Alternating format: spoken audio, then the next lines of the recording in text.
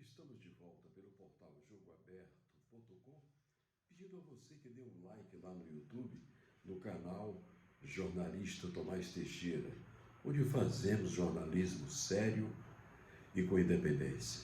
Hoje trazendo um tema da maior seriedade. Nós estamos correndo risco em nosso país de uma grave crise institucional muito séria entre o executivo, legislativo e o judiciário. O Brasil está vivendo momentos de agitação desnecessárias. Primeiro, porque tem uma imprensa insatisfeita, porque já não recebe os bilhões que recebia ontem graciosamente. O que está faltando ao país é maturidade política. Maturidade política entre o Supremo Tribunal Federal e o Executivo, mas por parte do STF. O ministro Lewandowski, que é um homem já maduro, e eu sou mais velho do que o senhor, ministro, e se eu tivesse a minha idade, o senhor já estaria aposentado. Por isso que o senhor ainda está aí, porque o senhor não tem ainda a minha idade. Agora, Vossa Excelência não pode abrir a guarda, abrir o seu gabinete para partidecos de oposição, fazer solicitações agressivas contra o presidente da República e Vossa Excelência recebe monocraticamente, autoriza. Não, eu acho que eu sou jornalista, eu não sou advogado, mas eu acho, ministro, que ficaria bem mais correto, bem mais democrático, bem mais legal do ponto de vista ético, profissional e na missão de ministro de Supremo do Tribunal Federal, que qualquer petição que venha de qualquer partido do Congresso Nacional, que seja dado entrada na Secretaria do Supremo Tribunal Federal, e que o presidente da casa submeta aquela solicitação a um sorteio para escolher o relator daquela proposta. Depois dali, o relator não pode tomar uma decisão monocrática, porque aí é uma afronta à autoridade maior do país, que é o presidente da República. Aí o Supremo tem um presidente que manda, tem um corregedor, e ele manda para o plenário, e o plenário do Supremo decide. A minha preocupação, ministro Lewandowski, é haver um choque desnecessário entre Vossa Excelência e o presidente da República. Por isso que a Globo toda hora, a Folha de São Paulo, faz pesquisas perguntando ao povo qual é a opinião dele sobre o pedido de impeachment do presidente. Mas impeachment por quê? Qual é o crime que este presidente está cometendo? De ser honesto, de não roubar e nem deixar roubar, de ter as maiores estradas duplicadas deste país, asfaltos refeitos em todos os estados, grandes pontes, grandes elevados, uma ferrovia nova saindo do norte para o sul, de Manaus ao Mato Grosso, sem se falar nos rodoanéis, nas duplicações de estradas dentro de cada estado da Federação Brasileira. Esse governo tem obras, tem realizações. Por que o Supremo Tribunal Federal vai se colocar frontalmente contra o presidente? Em nome de quem e a mando de quem? Eu acho que o comportamento de Vossa Excelência, como um dos ministros mais maduros da casa, candidato a ser um decano no futuro, porque hoje o decano não é Vossa Excelência, não é?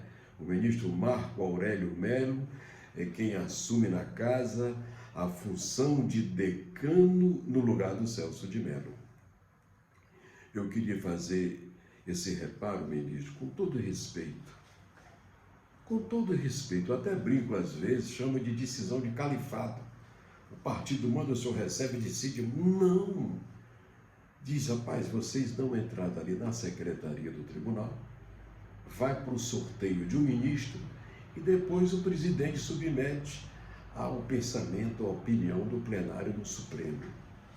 Olha, eu não vejo nenhum embate em nenhuma Corte Suprema de Justiça com o presidente da República, em lugar nenhum do mundo. Eu só estou vendo aqui.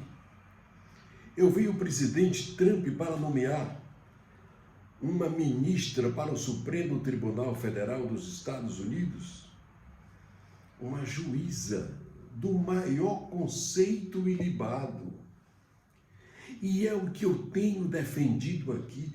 Eu acho que a Suprema Corte de Justiça, o Supremo, teria que ser constituído por magistrado de carreira, desembargadores, ministro do STJ, ministro do Tribunal do Trabalho, seriam candidatos às vagas do Supremo.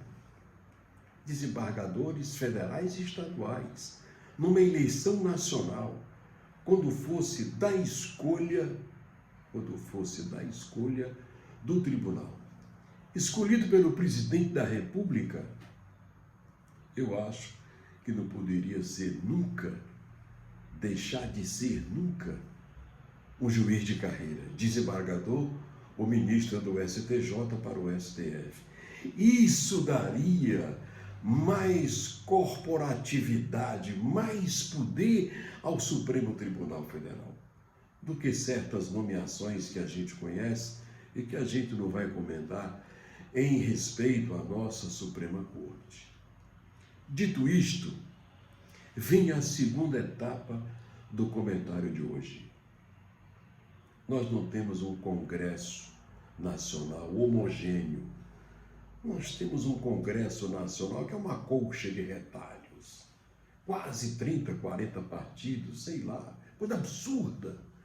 Uma democracia capenga, irresponsável, imatura, incompetente, cheia de leigos inconsequentes, despreparados, que se candidatam com dinheiro, comprando mandatos e dizendo que são representantes do povo, quando na realidade não passam de representantes de si mesmo.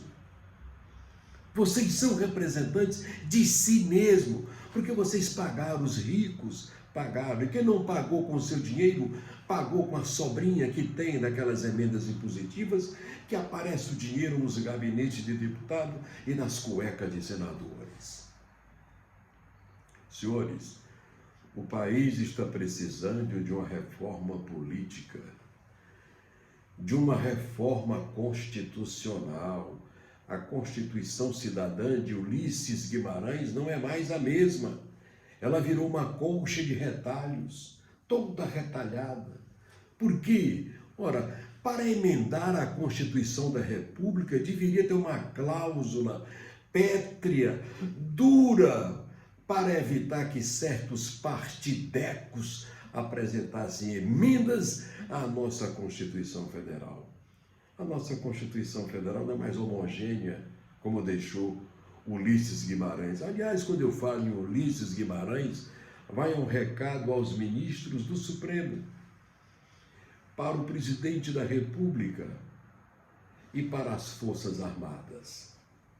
Ulisses Guimarães gostava de reunir sua assessoria e perguntar assim, como é que está o monstro?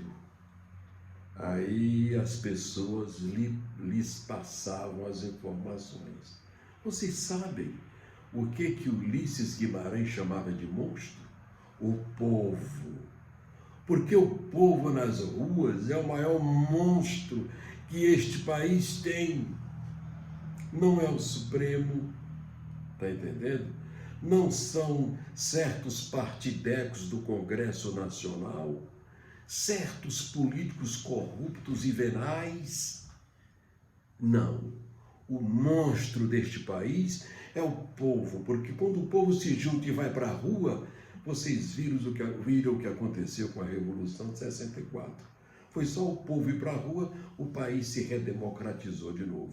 Então, gente, respeitemos o povo, respeitemos o presidente da República, deixe o presidente governar, porque esse embate de partidecos de esquerda que estão usando o Supremo, eles não têm forças, eles são partidecos. Aí eles apelam para o ministro Lewandowski, que tudo que eles pedem o ministro Lewandowski autoriza. Não, para com isso. Ministro Lewandowski, mande da entrada na secretaria do STF, o presidente faz um sorteio para saber quem vai ser o relator do pedido daquele partidozinho de merda. Desculpe, agora eu vou apelar. Partidinhos de merda que não tem coisa nenhuma, apenas ódio e rancor, porque não conseguem impor o que eles pretendem à sociedade brasileira e ao nosso país. Cai nessa não, ministro. O senhor está parecendo um chefe de califado. Tudo que vem dele, o senhor autoriza como se fosse o dom do Supremo. Não é não. O Supremo é um colegiado nobre de ministros escolhidos pela sociedade brasileira. Porque quem nomeia é o presidente, quem é eleito presidente, quem elege presidente é o povo. Então, gente, vamos respeitar a Constituição Federal. Vamos respeitar a interdependência dos poderes. Eu prego uma reforma política, 2 partidos políticos, democráticos e republicanos, e um partideco de esquerda para que esses comunistazinhos de meia tigela vão para lá, vai para lá para o partideco de vocês, porque comunismo nunca vai prosperar em nosso país. A esquerda nunca vai governar o nosso país, porque o nosso país tem a mesma Constituição do modelo de Portugal e democracia que buscamos tentar comparar com a democracia americana, embora ainda tenhamos muito a desejar. Por quê? Por falta de respeito às instituições. As instituições maiores do país não podem continuar se degladiando. O judiciário, o executivo e o legislativo. Eles têm que conviver de forma harmônica para o bem-estar social da família brasileira.